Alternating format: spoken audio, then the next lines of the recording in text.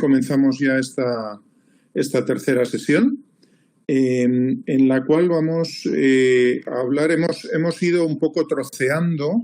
En la primera sesión hablamos de las pensiones en España y muy centradas en lo que teníamos que hacer nosotros como ciudadanos para mejorar nuestra pensión, cómo podíamos primero informarnos, asesorarnos y tomar decisiones sobre nuestra futura pensión, tratando de desmontar también algunos de los mitos, algunas de las fake news que aparecen habitualmente en todo esto. En la segunda de las sesiones estuvimos hablando sobre los sistemas en las empresas, lo que en España llamamos sistemas de empleo, que por ahí llaman sistemas ocupacionales, y que de alguna forma nos han dado un poco la visión de cómo se pueden hacer sistemas complementarios en el marco de las empresas. En esta sesión vamos a hablar de fondos de pensiones en el mundo, es decir, vamos a tener una visión más global de lo que son las pensiones. Comenzaré hablando un poco de cuáles son las bases de los sistemas de pensiones y en eso quiero anticiparles que hablaremos tanto de sistemas, de los distintos modelos de pensiones que hay en el mundo, tanto de sistemas de reparto como de sistemas de ahorro, sistemas de capitalización, porque ahí también creo que hay unos cuantos fakes que conviene que tratemos y que podamos comentar entre todos para tener una visión más amplia de lo que son los sistemas de pensiones y el rol que juegan los sistemas de pensiones en el mundo. Y nos centraremos en la parte final también de esta presentación de hoy en algunos aspectos ya sobre los fondos de pensiones en sí, es decir, sobre aquello que existe ahorro, para que veamos también cuál es la vinculación entre determinadas variables, como pueden ser los mercados financieros, como puede ser también el fenómeno de la longevidad, que estuvimos también viendo en el primer caso, ¿verdad? En el primer webinar. Bien, me dicen que se entrecorta el audio. No sé si... A ver si me coloco esto. ¿Ahora se me escucha mejor? Confío en que puedan oírme bien. Si no, me lo van indicando, por favor, por el chat y Rosa, si hay alguna cosa que se os ocurra que podamos hacer para mejorar el sonido, me decís, por favor. Se sigue entrecortando. Pues no sé qué decirles. Pues, teóricamente estoy en el mismo sitio con las mismas herramientas que en chats anteriores, que en webinars anteriores. Vamos a ver. No sé, puedo intentar salir y volver a entrar, que estas cosas ya saben que a veces funcionan. Si les parece, denme un par de minutos que lo intentamos así. ¿Tú me oyes bien, Rosa? Pues entonces no sé. Entonces, si no es un problema general, entiendo que no será problema de mi micro. Sí. Lo siento, Ricardo. Quería ayudarle. De todas formas, se está grabando la sesión. Yo entiendo que no habrá problema en si no se oye del todo, que luego se puedan conectar a la sesión grabada. Bueno, me dicen que se oye bien. Bueno, en fin, ojalá se oiga bien. Espero que sí. Perfecto. Muy bien. Les decía que vamos a hablar. Francés, vaya, mala suerte. Pues no sé cómo hacerlo. Si no, insisto, la versión grabada estará luego sin duda a su disposición. Vamos a ver si conseguimos salir adelante con esta. Bueno, lo primero a comentarles un poco cuáles son los distintos modelos que existen de la financiación de los sistemas de pensiones en el mundo. Estamos acostumbrados a entender que hay dos tipos antagónicos, que no tienen por qué ser antagónicos, pero que son dos extremos en la financiación, que no en los sistemas, sino en la financiación. Esto quiero que quede muy claro. Los sistemas de pensiones no necesariamente dependen de su modelo de financiación, aunque haya financiaciones distintas. Un modelo extremo de financiación son los sistemas de reparto, otro modelo extremo de financiación son los modelos de capitalización, que explicaré brevemente, pero que nos muestran los dos polos. Entre ellos veremos los distintos sistemas que de verdad existen de pensiones, que comentaré a continuación. Vamos a ver un poco, este es un poco el guión de algunas de las cosas que veremos. Vamos a ver cuáles son los objetivos de los sistemas de pensiones, porque a veces conviene volver un poquito atrás y reflexionar sobre para qué sirve todo esto, cuál es la finalidad, qué objetivo tiene, porque muchas veces nos ponemos a criticar o a intentar arreglar o reformar o lo que sea un sistema de pensiones cuando no tenemos claros los objetivos, ¿no? Y eso yo creo que hay que intentarlo. ¿Qué implicaciones políticas tienen? Evidentemente, cuando estamos hablando de sistemas, como sin ir más lejos el español, donde el 40% del gasto del Estado son pensiones, pues evidentemente las implicaciones políticas que tienen los sistemas de pensiones son enormes, son enormes. Veremos cómo se han ido desarrollando en el mundo y cuáles son las principales tendencias que en la actualidad existen. Como les decía, la financiación de los sistemas de pensiones puede ser de reparto, de capitalización. Reparto es muy simple, es cómo funciona nuestra seguridad social y buena parte de los sistemas de pensiones en el mundo occidental, que es con las cotizaciones de la gente que está trabajando y de las empresas en las que trabajan, se pagan las pensiones de los actualmente jubilados. Es decir, es un sistema en el cual no se ahorra nada y lo que pagan unos va directamente a ser percibido por los que tienen que cobrar pensión. Ese es el sistema de reparto tradicional, el sistema basado en el modelo, en los modelos desarrollados después de la Segunda Guerra Mundial, sobre todo en Inglaterra, por el famoso plan Beveridge. Lord Beveridge estableció una manera de entender lo que se llama el welfare state, el estado de bienestar, entre uno de cuyos pilares básicos, por supuesto, son las pensiones, y esas pensiones funcionan como un sistema, como les digo, financiero de reparto.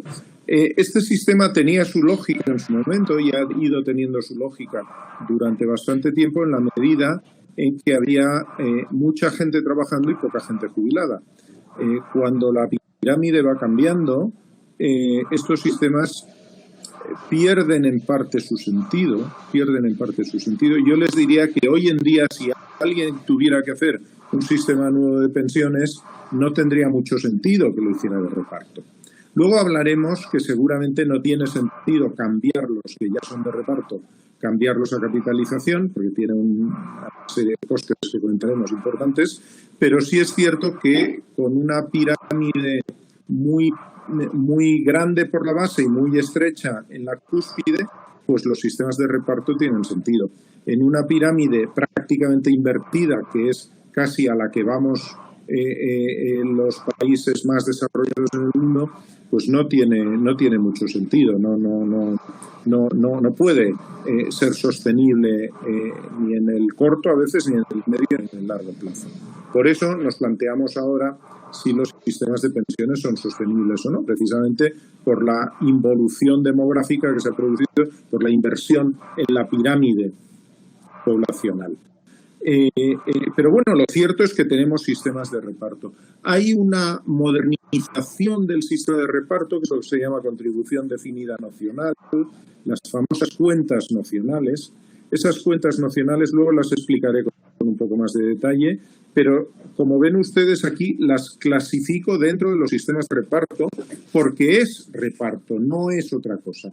Tiene algunos elementos del sistema de capitalización, pero es un sistema de reparto. O sea, sigue funcionando de forma que las cotizaciones de los actuales sirven para pagar las pensiones de los actuales. Esto es el sistema de financiación de las pensiones llamado de reparto. El sistema de financiación de las pensiones llamado de capitalización es un sistema de ahorro.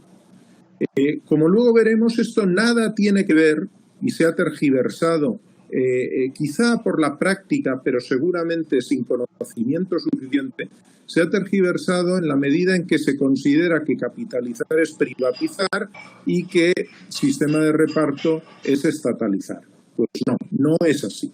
No es así. Luego se lo explicaré con más detenimiento, pero sí quiero ser muy contundente en esto. Aunque la mayoría de sistemas de reparto son públicos y la mayoría de sistemas de capitalización tienen gestión privada, no es equivalente el sistema de reparto con un sistema público y el sistema de capitalización con un sistema privado. No lo es por definición. ¿De acuerdo? Bien, esto es, insisto, cómo se financian los sistemas. Pero la verdadera tipología de los sistemas ya la comentamos el otro día cuando hablábamos de sistemas de prestación o beneficio definido y sistemas de contribución definida. Los primeros son aquellos en los que existe una promesa de pensión cuantificable en un X% del salario, por ejemplo, en un promedio de las bases de cotización, como tenemos nosotros, en lo que sea existe una promesa independientemente de lo que se ha contribuido para alcanzar esa cantidad. Y en los sistemas de contribución o aportación definida es al revés. Lo que hay es un compromiso de aportar unas ciertas cantidades y ese compromiso de aportación es el que se transforma luego en una prestación, en una pensión para el jubilado. Por lo tanto, insisto en que debe diferenciarse lo que es la financiación con lo que es la tipología de los sistemas de pensiones. Vean en este cuadro, por ejemplo, cómo gestión y financiación no tiene por qué ser necesariamente esa asociación que hacemos de gestión pública con reparto y de gestión privada con capitalización, porque hay casos en el mundo que demuestran que esto no es unívoco. Es cierto que la mayor parte de sistemas de reparto están gestionados públicamente, pero no todos, no todos. Hay fondos de reserva, por ejemplo, que no están gestionados por el sector público. Hay parte del segundo pilar de las pensiones, lo que llamamos el pilar empresarial, que no está gestionado de forma privada.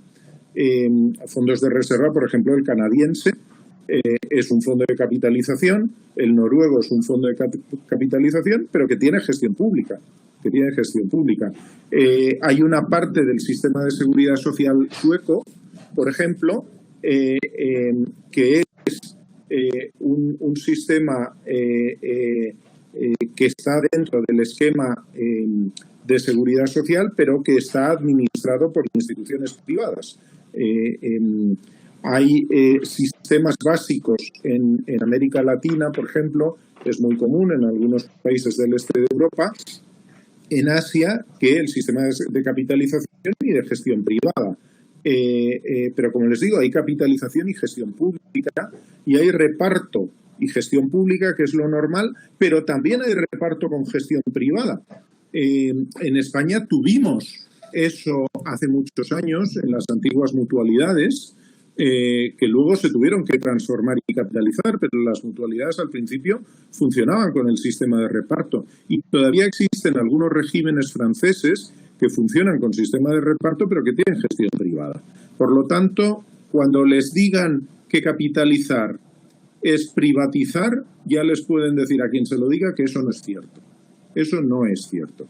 Entre otras cosas, porque los sistemas de capitalización que existen en en varios países de América Latina, del este de Europa, de Asia, ese famoso sistema chileno. El sistema chileno no es un sistema privatizado. Es un sistema donde se privatiza la gestión de las inversiones, pero la responsabilidad sigue siendo del Estado chileno. El Estado chileno supervisa y controla y regula todo lo que tiene que ver con las pensiones. Es cierto, indudablemente, que hay una participación del sector privado importantísima. Por supuesto que sí, pero no es exclusiva del sistema privado. No es exclusiva del sistema privado. Hay una gran parte, o una parte importante todavía, que queda en el marco público. Les comentaba que hemos, sobre todo en los últimos años, hemos oído hablar mucho de los sistemas de cuentas nocionales o contribución definida nocional. Como antes les anticipaba, para empezar, son sistemas de reparto. Es decir, los países que transformaron a contribución definida nocional, el caso sueco es paradigmático por ser el primero y seguramente el más relevante, son sistemas públicos y sistemas de reparto, en los cuales la pensión, en primer lugar, no es una prestación definida de origen, sino que la prestación se forma como si fuera un sistema de capitalización. Es decir, simula un esquema de capitalización. ¿De qué manera? Pues el derecho a la pensión que usted tiene en un sistema de contribución definida nocional es igual a las contribuciones que ha ido realizando el sistema, más un tipo de interés o de rentabilidad que se le llama nocional y que en la mayor parte de países donde funciona es el incremento del PIB. Es como si a esas aportaciones se las retribuyera con el crecimiento del PIB, pero esas aportaciones no están diferenciadas, no están en una cuenta aparte, es solo una cuenta teórica que lleva el Estado para cada uno de ustedes. No hay un ahorro individual para ustedes. Pero a la hora de contabilizar la pensión que tendrán, sí se hace de esa forma. Se cuentan las aportaciones que se han ido realizando, se les atribuye un interés teórico que, como les digo, normalmente coincide con el crecimiento del PIB, y en el momento del retiro, cuando llega la edad de jubilación, en ese momento el capital acumulado teórico, insisto, capital nocional, es un capital teórico, se divide en pagos periódicos en función de la esperanza de vida de la generación a la que usted pertenece. Y entonces se le atribuye una pensión. ¿Pero quién paga esa pensión? Evidentemente la pagan los activos que en ese momento estén trabajando. ¿De acuerdo? Es decir, no hay un proceso de ahorro. Si no queda claro el concepto, con mucho gusto me lo van indicando por aquí y explico con más detenimiento. Luego, al final, en el rato de coloquio que tengamos, lo puedo profundizar un poquito más en ello. Sí quiero decirles o hacerles algunos comentarios a los sistemas de financiación, porque miren, hubo un tiempo, ahora no sucede así, pero hubo un tiempo, sobre todo con la irrupción del modelo chileno, hubo un tiempo en que hubo una generalización por parte de determinados think tanks, de parte de determinados grupos de presión, etcétera, para transformar los sistemas de pensiones de reparto a sistemas de capitalización. Y ahora es cierto que está sucediendo el fenómeno contrario en los países en los que tienen sistemas de capitalización. Empieza a haber un movimiento de transformación o de regreso a los sistemas de reparto. Y de esto se habla con extrema ligereza en muchos casos. No es tan fácil pasar de un sistema a otro y hay que considerar muchas cosas. Como les decía, esto tiene un efecto brutal en la economía y en la política del país y tiene costes que perduran en el tiempo y hay que hacer las cosas con mucha atención y considerando todos los elementos. la capitalización, o sea, cuando queremos pasar de reparto a capitalización, hay que considerarlo en un sentido amplio. Si lo que pretendemos con un sistema de capitalización es que aumente el ahorro nacional, precisamente porque se genera un mayor ahorro, claro, si por otra parte el Estado se endeuda para poder pagar o financiar el nuevo sistema de capitalización, pues no estaremos consiguiendo un incremento de ahorro, porque lo que va por una parte de mayor ahorro en cuentas individuales va por otra parte en detracción de recursos del Estado que tienen que financiar eso. Hay sistemas de capitalización en varios países de América Latina que en el fondo siguen siendo sistemas de reparto. ¿Por qué? Porque, imagínense, hay países donde el 80 o el 90% de las inversiones que se hacen están en papel del Estado. Al final, es el Estado el que sigue soportando el sistema de pensiones. Por tanto, no hay una diferencia importante en lo que había antes de lo que había ahora. La gestión es distinta, pero a nivel de macromagnitudes, el ahorro estatal, el ahorro nacional sigue siendo igual, no cambia el ahorro nacional. Aquellos planes que tenemos de prestación definida, probablemente estén oyendo ustedes un ruido de fondo, pero es que ha empezado a granizar en Madrid de forma, o al menos en la zona de Madrid donde yo estoy, de forma brutal, y eso sí que no sé cómo poner en mute el granizo. Ustedes sí están todos en mute, pero yo no sé cómo ponerlo. Por lo tanto, espero que pase pronto y que no les moleste mucho. Bueno, les decía que los planes públicos de prestación definida, es decir, los sistemas de reparto que conocemos en general, muchas veces incentivan el retiro anticipado y distorsionan el mercado de trabajo. Es decir, cada vez que tocamos algo que tiene que ver con pensiones, estamos tocando política económica, estamos tocando política laboral y estamos tocando política monetaria. Son muchas cosas las que afectan. Por lo tanto, tengamos en cuenta, cuando vamos de un lado para otro, que hay muchos elementos que influyen en todo esto. También hay que tener en cuenta cuáles son los costos administrativos de los sistemas, tanto de capitalización como de reparto. Aquí les presento algunos datos del Consejo Asesor de la Seguridad Social norteamericana, donde mostraba algunos de los costes que tienen de administración los sistemas de capitalización. De igual forma, bueno, algo que se está exigiendo ahora en el sistema público de pensiones español es que los costos de administración los asuma el Estado y que no estén a cargo de la Seguridad Social. Y esos costos de administración se estiman aproximadamente en un 4% de los pagos anuales que se hacen por pensiones.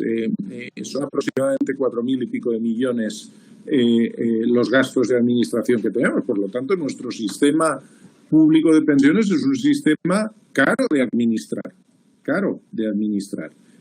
A veces tendríamos que comparar lo que cuesta administrar un sistema público con lo que cuesta administrar un sistema privado. En España las comisiones máximas están limitadas a un determinado nivel, y aunque no podemos comparar porque uno es sobre saldo y el otro es sobre lo que se aporta o lo que se paga en cada momento, porque uno, como saben ustedes, les estaba comentando, uno genera ahorro y el otro no, que es el sistema de reparto, pero en cualquier caso habría que buscar magnitudes equivalentes.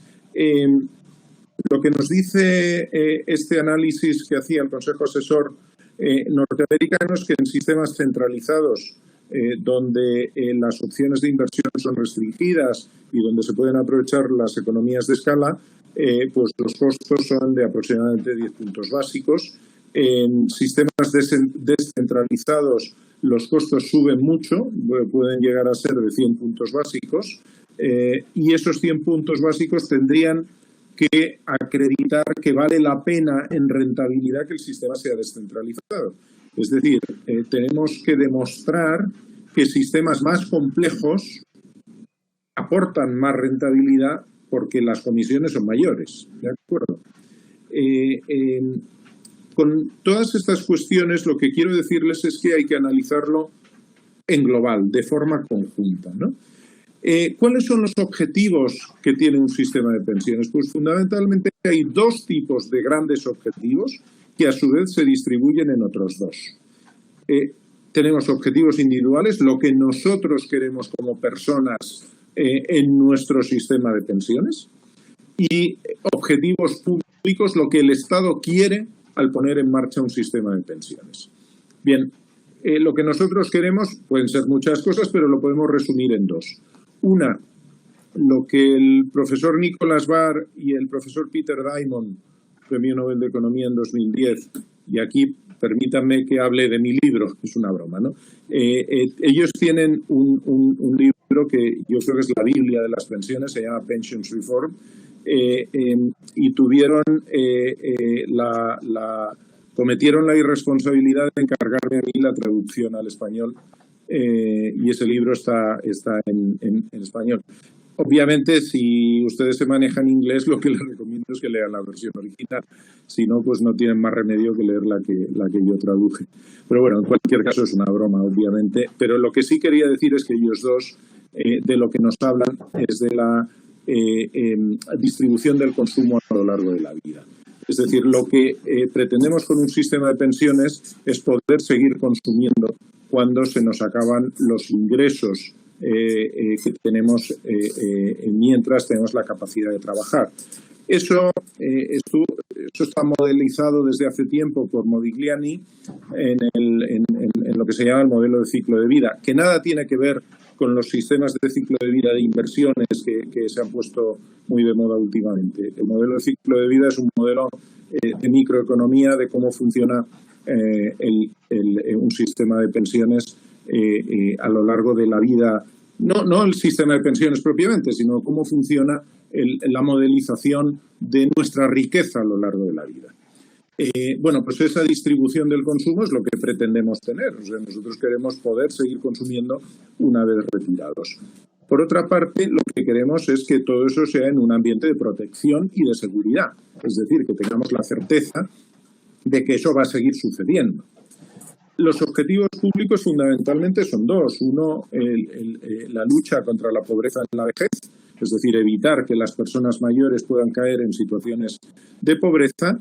Y la otra es la que muchas veces tienen todo lo que son impuestos, cotizaciones, etcétera, que es un efecto redistributivo. Pues esos son los grandes objetivos que tiene un sistema de pensiones y los objetivos sobre los que tenemos que siempre volver. Esto es back to the basics, ¿no? Siempre tenemos que ver, volver a cuál es el origen, por qué estamos haciendo todo esto, ¿no? Implicaciones que tienen desde el punto de vista de la política. Bueno, como he pretendido más o menos transmitirles en el rato que llevo hablando, no hay un único diseño, ni siquiera un diseño óptimo. De lo que se trata es de buscar lo que se adecua mejor a cada sociedad, a cada entorno social, a cada país, etcétera. Desde el punto de vista también de que hay que considerar el marco de referencia, es decir, dónde está cada país en cada momento. Un diseño óptimo, si ahora tuviéramos un nuevo país en el mundo que se planteara hacer un sistema de pensiones inexistente, pues entonces sí podríamos buscar cuál es el diseño óptimo partiendo de cero, ¿no? From the scratch, ¿no? Sí podríamos hacerlo, pero eso prácticamente no sucede. Entonces, tenemos que adecuar sistemas de pensiones a las circunstancias y a las realidades de cada entorno, de cada país. Lo que tenemos que hacer es evitar que exista una imposición implícita muy importante. A la hora de considerar los temas de jubilación anticipada, realmente en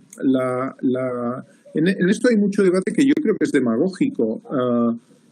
Jubilar anticipadamente a la gente no crea más puestos de trabajo. Ya sé que hay mucha gente que dice que no, que esto tal, pero hay estudios muy serios que demuestran en series históricas largas que la jubilación anticipada realmente no genera puestos de trabajo nuevos consistentes como para reducir el desempleo. El trabajo no es una variable que se pueda repartir sin más entre el número de personas que hay. Y algo que me parece muy importante, porque a veces hay gente, incluso policy makers, etcétera, que lo que pretenden decir son, bueno, más que policy makers, yo le diría que muchas veces son think tanks o grupos de presión que dicen, no, pues cambiemos el sistema. Oiga, mire, si un sistema, cambiamos la financiación, perdón, si un sistema es insostenible, aunque cambiemos la financiación, va a seguir siendo insostenible. O sea, lo que no se puede pretender, por ejemplo, es que con aportaciones de un 10%, pongamos por caso, se consiga prestaciones de un 80%. Eso es imposible. Vamos, salvo que haya rentabilidades permanentes a lo largo de la historia de un 20 o un 25%. Pero si no, es imposible. Por lo tanto, me da igual que usted lo haga en capitalización o en reparto. Lo que matemáticamente es imposible. Y ya está. Y no hay mucho más que discutir. Entonces, cuando, sobre todo, hubo un tiempo, también a veces les cuento batallitas, ¿no?, que he vivido. Hace unos cuantos años, hacia finales del siglo pasado, estuvo por España José Piñera, que fue el creador del modelo chileno de pensiones. José Piñera vino aquí a predicar que hiciéramos lo mismo que allí. Yo tuve la ocasión de conocerle y de debatir con él algunos de estos temas. Y hubo gente que se apuntó al carro de que había que cambiar el sistema de capitalización. Miren, eso no hubiera servido para nada. Nos hubiéramos encontrado con un entorno de una, sin duda, enorme deuda estatal para poder pagar lo ya acreditado por los pensionistas y por la gente que llevaba trabajando. Hubiéramos tenido unos déficits que en su momento se estudiaron que podían haber sido alrededor del 5 o el 6% del PIB durante periodos de 15 o 20 años, por lo tanto hubiera sido inasumible y no hubiéramos cambiado si seguimos con el mismo esquema de que aportamos una cantidad y pagamos la otra. Eso no funciona. Si un sistema es insostenible, lo es tanto en reparto como en capitalización, en cualquiera de ambos.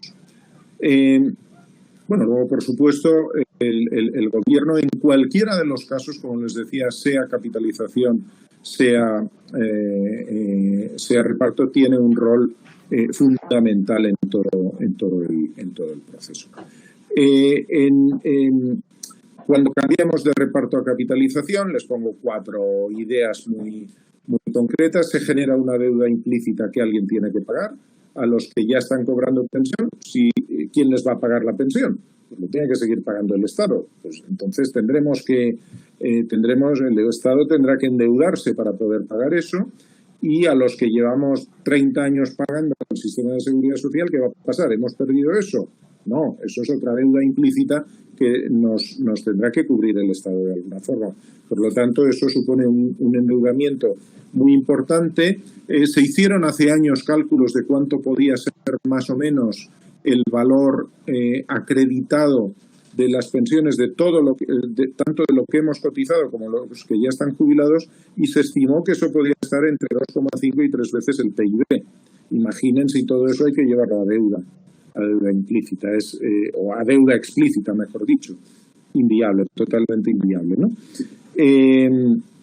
Bueno, y luego algo que les decía, aunque los adalides de los sistemas de capitalización hablan de que la capitalización genera crecimiento económico, está el apunte que antes les hacía.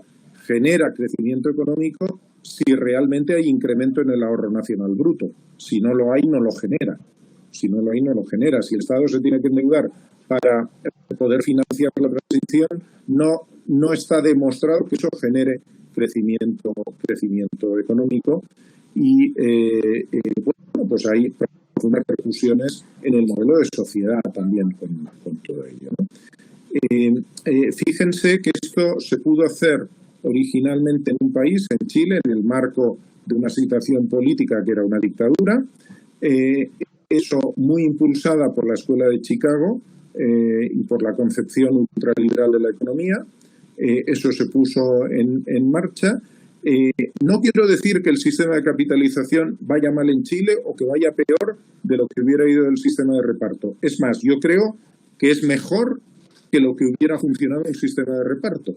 Pero quiero decirles que las implicaciones políticas en el cambio tienen que darse en unas circunstancias determinadas. Y en el resto de países de América Latina que siguieron la vía chilena, fue básicamente imposición del Banco Mundial y del Fondo Monetario para seguir financiando las economías que cambiaran a este sistema. De hecho, casi ningún país analizó el caso en concreto para su país, sino que cogieron y replicaron automáticamente el modelo chileno. Fondo Monetario, del cual, por cierto, esto es nota al margen, hoy ha emitido un informe muy duro sobre la economía. Me han pedido de un medio televisivo alguna opinión sobre esto, que teóricamente esta noche saldrá en algún noticiario, pero quiero decirles que el Fondo Monetario no es precisamente la máxima expresión de la no me sale en español, de la accuracy, de la precisión, perdón, en sus previsiones, porque sobre todo en España, además, regularmente ha metido la pata en muchas ocasiones. Por lo tanto, cuando lean ese informe, tómenselo, es mi recomendación, tómenselo con cierta distancia, porque me parece que exagera muchísimo lo que dice. Pero vamos, esto es nota al margen, no tiene nada que ver con pensiones y bueno, pues si quieren luego en el coloquio les puedo profundizar en mi opinión, aunque no tenga nada que ver con pensiones. Bien, en el mundo los sistemas básicamente, digamos que los países europeos sobre todo y países más desarrollados en el mundo tienen modelos con altos niveles de protección social, pero con un entorno de envejecimiento, y los países más jóvenes que han ido teniendo estas reformas estructurales en los sistemas de pensiones, básicamente han ido mutando hacia estos sistemas financiados por ahorro, financiados por capitalización. Pero en la actualidad yo les diría que estamos caminando hacia modelos más híbridos. Piensen una cosa, y con esto creo que es un ejemplo suficiente. Chile, el gran referente en los modelos de capitalización.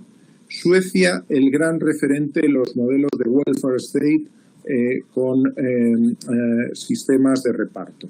Bien, ambos han mezclado ya. En Suecia, parte de la seguridad social pública se gestiona en capitalización. En Chile, parte de la seguridad social se gestiona con sistema de reparto.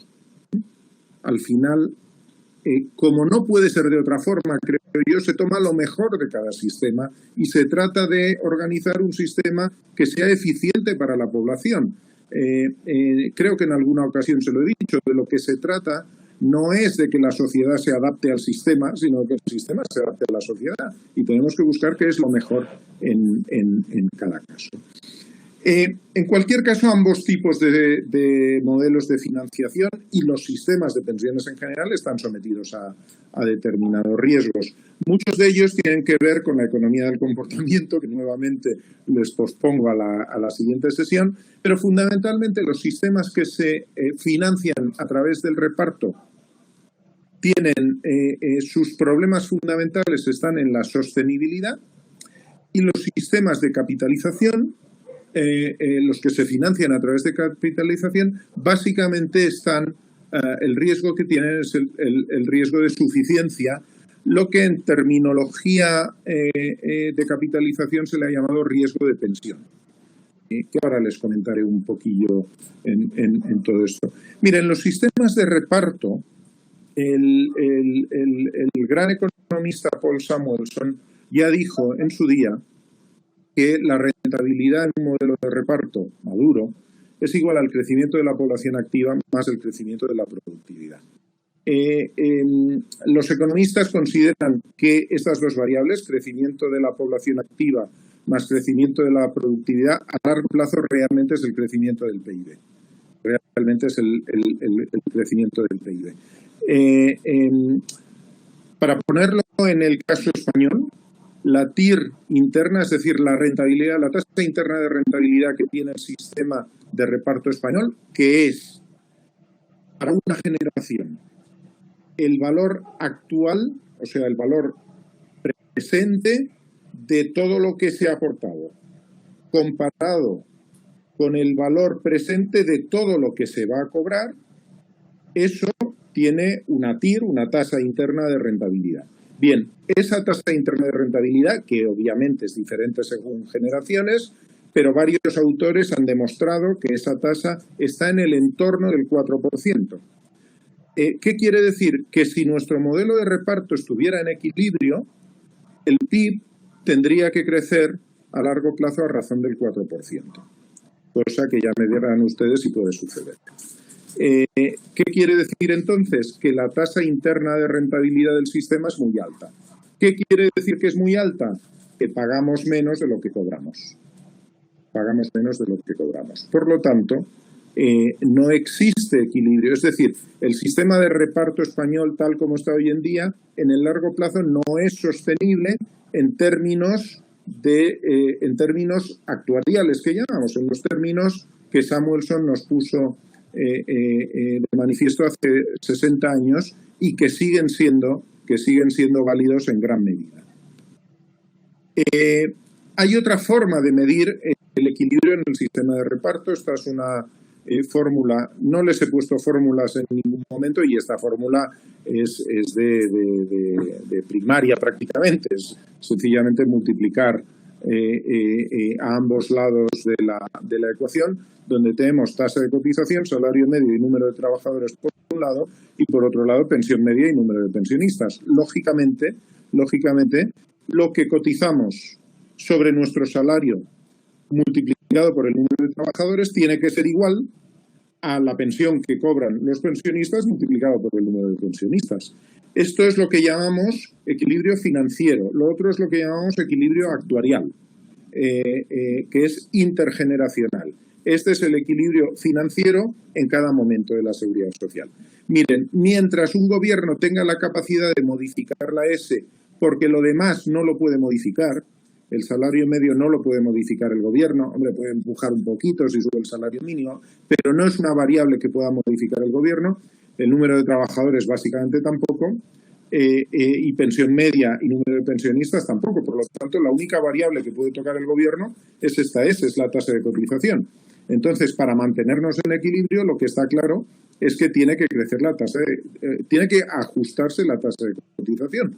O dicho al revés, lo que tiene en la expresión de abajo, si no podemos tocar la tasa de cotización, no tendremos más remedio que tocar la pensión. No tendremos más remedio que tocar la pensión media.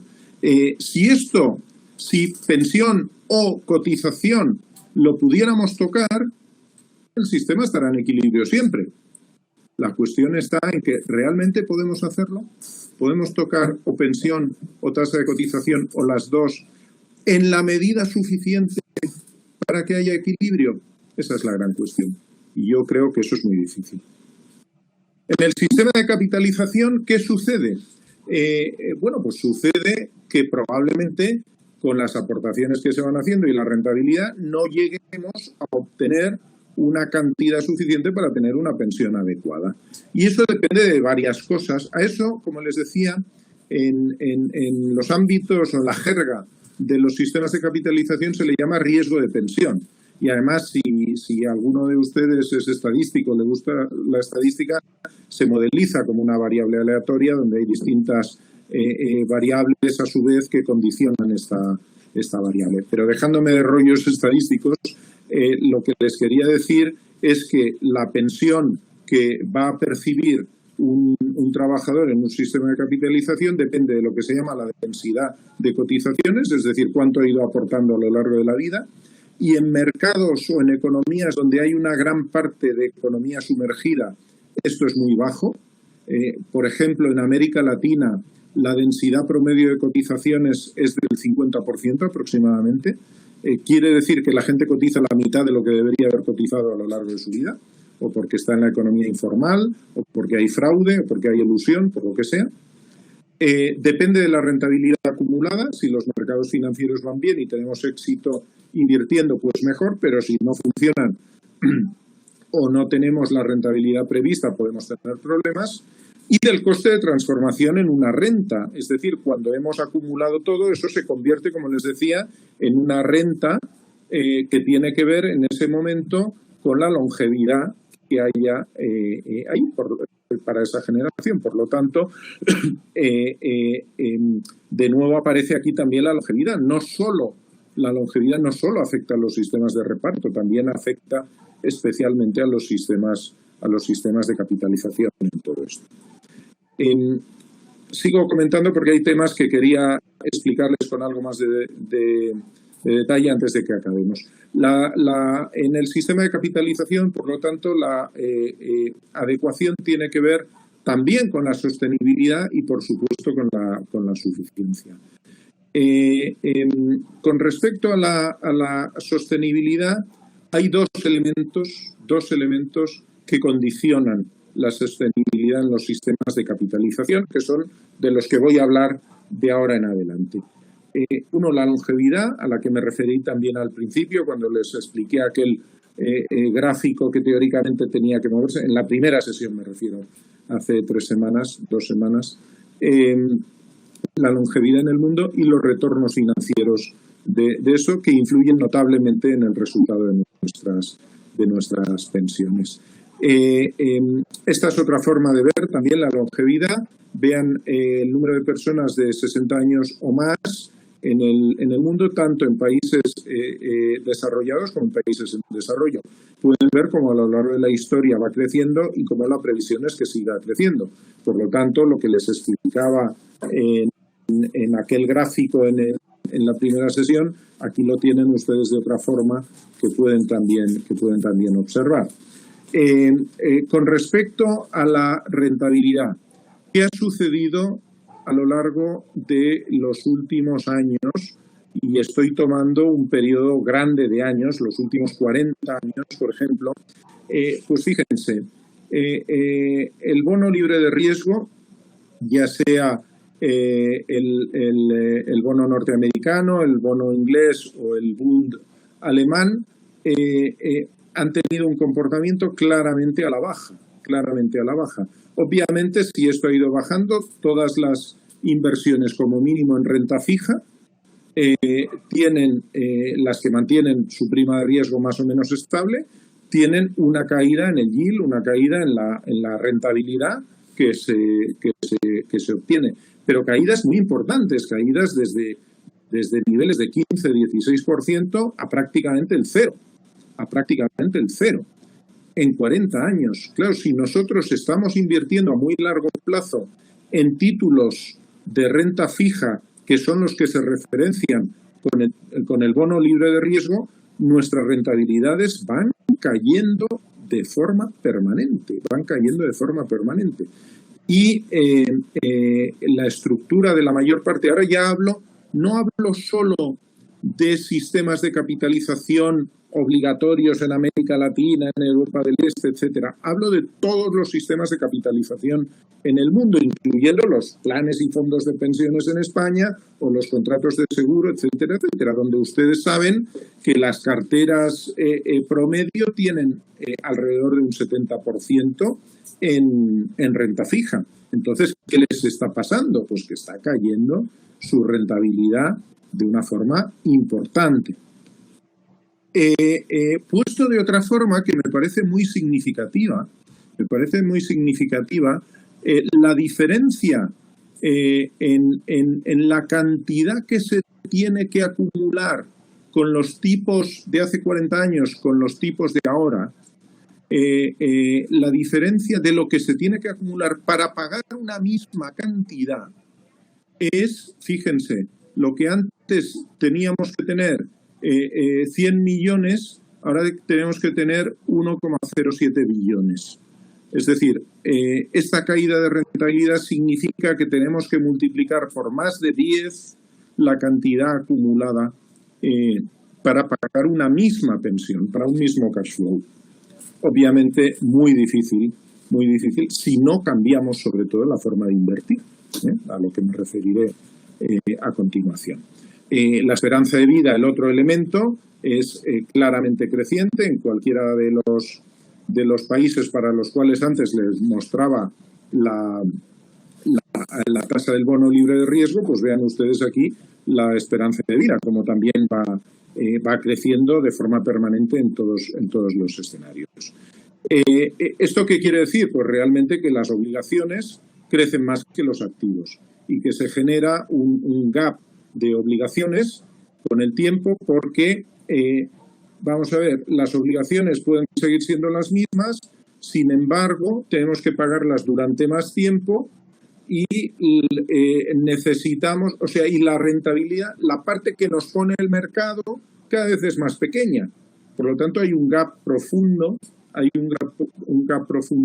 entre los activos que podemos estar generando y lo que tenemos que pagar con esos activos, y lleva a déficits estructurales. Fíjense, el sistema público de pensiones en Estados Unidos tiene un déficit que es 6 veces Apple. Y los sistemas privados de pensiones en Estados Unidos tienen un déficit que es más de una vez la capitalización de Apple, para que tengan un orden de magnitud de lo que estamos hablando. Obviamente, bajos rendimientos y aumento de la longevidad es una bomba para los sistemas de pensiones en los esquemas de capitalización, que son los que estamos hablando en este momento. ¿Cómo afecta? Aquellos sistemas que son de beneficio definido, de prestación definida, no serán sostenibles. Los sistemas que son de contribución definida no serán suficientes. No tendremos suficiente pensión para ello. ¿Por qué? Pues porque se aporta poco para lo que se necesita, teniendo en cuenta que la rentabilidad es insuficiente, lo cual, ergo, nos lleva a que las pensiones puedan ser bajas. Cuando además le añadimos, les pongo aquí los datos de países donde existe una economía sumergida importante, pues aquí tienen algunos ejemplos, ¿no? Lo que influye la densidad de cotización. Con una aportación del 10% y una densidad de cotización del 70%, se llega a tasas de reemplazo del 40%. Sin embargo, si la cotización, la densidad cae del 70 al 50, la tasa de reemplazo baja del 40 al 25%. Es mucho más que proporcional la caída que hay, ¿no? Para que tengan también un orden de magnitud. ¿Qué se puede hacer? Bueno, pues yo creo que hay que estudiar otras formas de invertir. Seguramente conocen los famosos endowments de algunas instituciones, especialmente de algunas universidades norteamericanas, que son fundaciones cuyo objetivo es ir haciendo frente a determinados gastos, pero manteniendo los capitales. Los endowments más famosos son los de Harvard y Yale. Son endowments que se gestionan de una forma especial, ahora les comentaré un poquito, se gestionan de una forma especial, pero que están dando unas rentabilidades anualizadas en periodos largos de tiempo brutales. Miren, en un esquema, esto es para Estados Unidos, pero para nuestro caso sería todavía peor. En Estados Unidos la cartera media, la composición, el asset allocation de una cartera de un fondo de pensiones tiene en promedio un 60% de acciones de renta variable y un 40% de bonos de renta fija. Ya les decía que aquí estamos 30-70, no 60-40, sino 30-60. Bueno, el retorno en 20 años era de un 6%. Obviamente esto está con rentabilidades de hace 4 años, pero me da lo mismo porque son periodos muy largos los que estamos analizando y lo que quiero que vean es la relación, el orden de magnitud entre unas y otras. Bueno, está dando un 6% en promedio una cartera como esta. Sin embargo, los super endowments, es decir, los campeones de liga mundial, los Toronto Raptors del año pasado, los Toronto Raptors de los endowments obtienen prácticamente el doble de rentabilidad. y el doble de rentabilidad sostenida en el largo plazo es muchísimo, es muchísimo. Aquí lo tienen puesto de otra forma, pueden verlo, insisto, como la sesión estará grabada, pueden ver todo esto, cuáles son las diferencias en rentabilidades. ¿Qué es lo que tienen estos grandes endowments de diferente? Pues sobre todo, como son inversiones a largo plazo, invierten muchísimo en ilíquido y en inversión alternativa. Su asset allocation tiene una gran parte de inversión alternativa, inversión ilíquida. Me pregunta Diego si estos endowments tendrán diferentes perfiles de contratación. Bueno, realmente no, la relación 70-30 son los fondos de pensiones españoles a la que me refería. Estos endowments tienen normalmente comités de inversión donde, claro, imagínense, en Harvard y en Yale están algunas de las mentes pensantes económicas más importantes del planeta y ellos participan en estos comités de inversión. Es cierto que también son capaces de meter la pata, como con algún fondo importante que sucedió hace unos cuantos años, pero por lo general no lo hacen. Entonces, ellos lo que hacen son políticas de inversión. Como no tienen que estar dando rentabilidades al mercado permanentemente para compararse con otros, tienen políticas de inversión de verdad de largo plazo. Y esto es lo que sucede cuando invertimos de verdad a largo plazo, tenemos más rentabilidad. Aquí tienen un poco cuál es el asset allocation de estos endowments. Tienen una parte muy importante en fondos de retorno absoluto, parte también importante en fondos que invierten en recursos naturales, en inmuebles, etcétera, en private equity.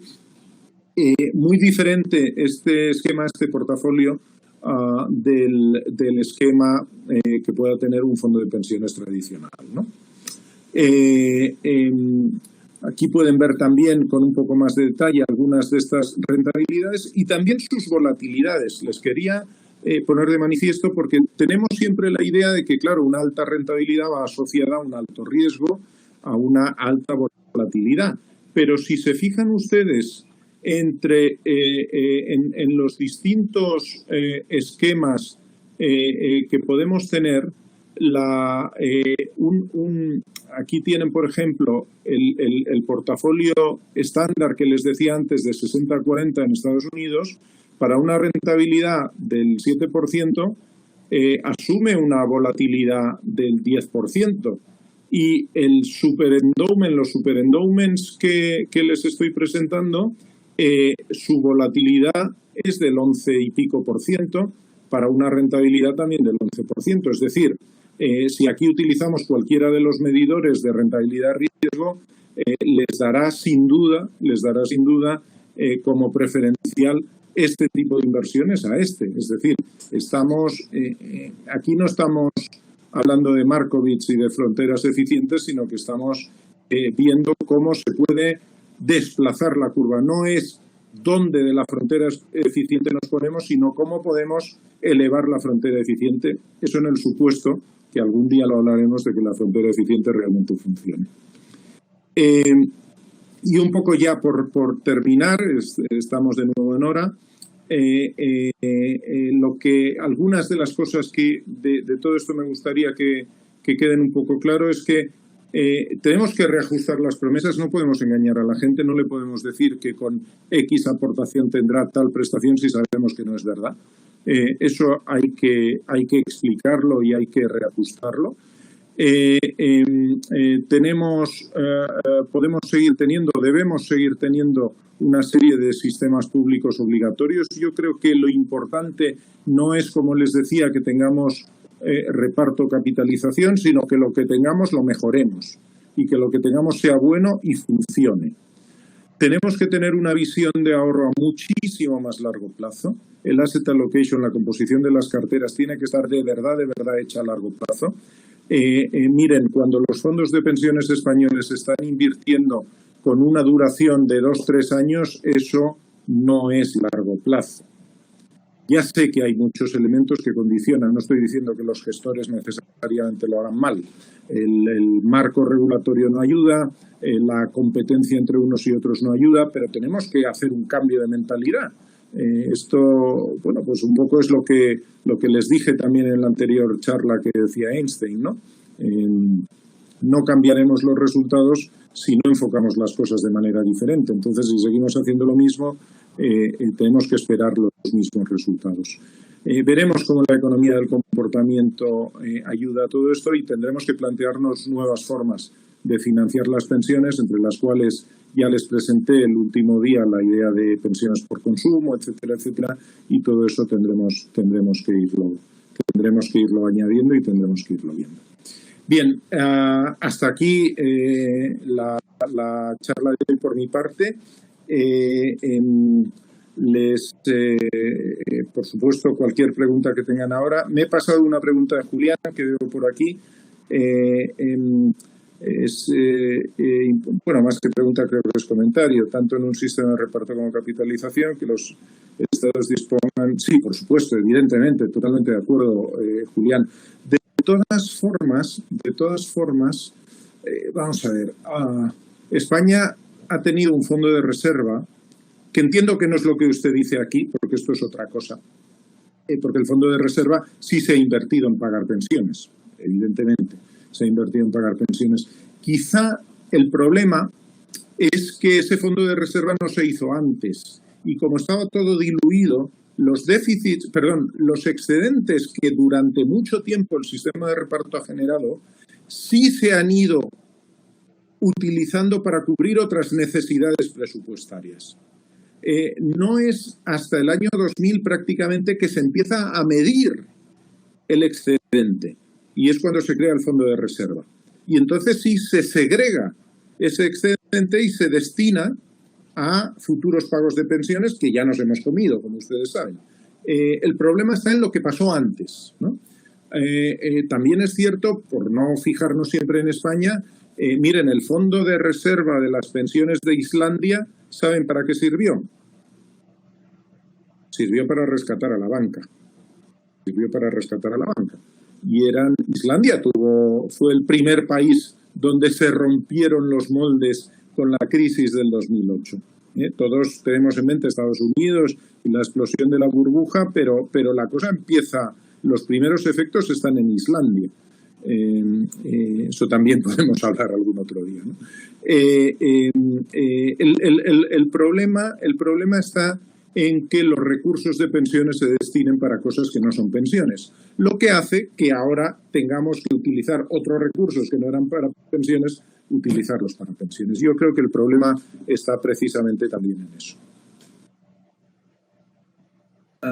Reparto, nos dice Paulino, mínimo de pensiones por consumo, sistema inglés actual y su cheque de pensión. Bueno, oiga, ¿por qué no estudiarlo todo esto? Yo, desde luego, sí estoy de acuerdo en algunas cosas. Tiene que haber un sistema de pensiones mínimas dignas para todo el mundo. Las pensiones por consumo yo creo que pueden ayudar. No creo que lleguen a ser un elemento fundamental cuantitativamente, pero sí creo que importante. El sistema inglés, desde luego, creo que nos puede ayudar. Y bueno, todo lo que podamos hacer para mejorar los sistemas de pensiones, yo creo que no todo está inventado, ¿verdad? No todo está inventado y podemos trabajar mucho en mejorar todo esto, en aprender de los aciertos y los errores de los demás, en saber que muchos ya han transitado este camino y en mirar qué cosas funcionan y luego tratar de adaptarlas. No podemos mimetizar las cosas, ¿no? Veo que hay más personas que están escribiendo. Tony, con el tope de la pensión máxima, momento de la base de cotización, un sistema. Sí. Creo que sí. Tony lo que nos viene a decir es que si realmente el sistema más profesional que creó Bismarck a finales del siglo XIX, donde sí había lo que se llama en técnica de seguridad social se llama sinalagmaticidad. Esto hay palabrejas, ahora está de moda procrastinar, que esto ya lo hablaremos con la economía conductual. Bueno, un sistema sinalagmático es un sistema en el cual existe una relación, no de capitalización, pero sí una relación entre lo que se aporta y lo que se recibe, y es la base del sistema bismarckiano. El sistema de Beveridge es un sistema donde se reparte entre todos, es más café para todos. Y sí, efectivamente, yo creo que lo que estamos haciendo, Tony lo está definiendo perfectamente, es así, coincido plenamente. Nuevas formas de financiar pensiones. Bueno, yo creo que la idea esta que les comentaba Jesús de las pensiones por consumo es un paradigma distinto donde, como les decía el otro día, desde la época de Keynes sabemos que el ahorro es la desinencia, es el residuo entre el ingreso y el consumo, y con este nuevo paradigma el ahorro forma parte del consumo, se asocia al consumo y entonces el enfoque es distinto. Esto yo creo que es un tema a estudiar de verdad porque puede ayudar en una buena medida a todo ello, ¿no? Ángeles nos dice: nuestros gobernantes han ido sosteniendo la situación, la ampliación progresiva de la edad de jubilación. ¿Algún cambio significativo aparte de alargar la edad de jubilación? Sí, sin duda, tienen que hacerlo, Ángeles. Creo, que tienen que hacerlo. Yo creo que deberían hacer una cosa que ya han hecho otros países de Europa, que es vincular de forma automática la edad de jubilación al crecimiento de la esperanza de vida. No necesariamente 100% vinculado, pero sí en una alta proporción. Con lo cual, podríamos rehuir el debate del alargamiento de la edad de jubilación que se produce muchas veces y que políticamente es muy difícil de sostener. Podríamos hacerlo, pero sin embargo eso formaría parte de la reforma automática. Yo creo que tenemos que ir a un sistema mixto más amplio, donde haya una parte de pensión mínima más alta que la que tenemos ahora. Miren, a mí me gusta parte del modelo sueco, parte del modelo noruego y parte del modelo inglés como referentes. Del modelo sueco me gusta sobre todo que tienen una pensión mínima, entiendan ahora las diferencias de nivel de renta, pero tienen una pensión mínima para todos los ciudadanos de 1.000 euros al mes. Es decir, ningún ciudadano cobra menos de 1.000 euros al mes. Bueno, lo cobra en coronas suecas, pero el equivalente. Luego, del sistema noruego me gusta que la parte, digamos, de reparto es un sistema de cuentas nacionales también, pero que sobre todo lo importante es que hay una amplia franja para poderte jubilar y poderte jubilar en función de lo que has sido capaz de aportar a lo largo de tu vida. De hecho, los noruegos pueden jubilarse entre los 62 y los 75 años. Y ellos eligen en qué momento se jubilan. Cuando consideran que tienen suficiente aportación y suficiente pensión, pues se pueden jubilar, ¿no? Y luego un sistema complementario tipo inglés, tipo el NEST, que explicaré con mucho más detalle el martes que viene, para los sistemas de empleo que antes que en la sesión anterior les comentaba. Miren, lo de Francia es un poco alucinante, Ángeles, porque allí se está hablando de pasar de 60 a 62 años. La edad común, la edad legal es mayor, pero la edad más común es 60 a 62 años. Esto es una de las cuestiones que se explican fatal. Nos tenemos que jubilar más tarde, como norma, no digo todo el mundo, pero como norma hay que jubilarse más tarde porque luego vivimos mucho más. Y si no, no podemos sostener los sistemas de pensiones. Imagínense una especie de macroconfinación de esta, pero en temas económicos, en los cuales en lugar de estar 20 años jubilado, esté 40 años jubilado. Esos 40 años jubilado, si no se cambian los sistemas de financiación, pues lo que le van a dar es la mitad de la pensión. Entonces la gente igual acaba por desear morirse antes de tiempo, ¿no? Ese es un problema. La edad de jubilación es muy